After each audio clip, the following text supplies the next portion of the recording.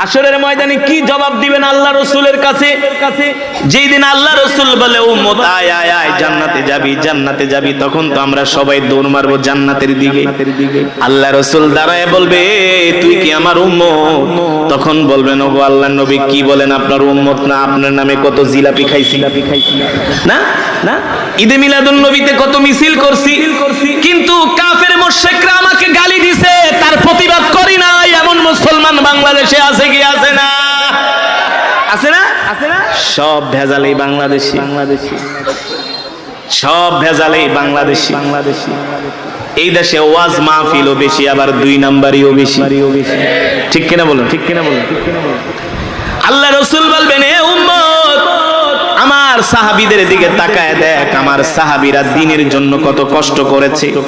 দেখবে একজনের হাত নাই, একজনের পা নাই, একজনের চোখ কাফেররা উঠিয়ে ফেলেছে।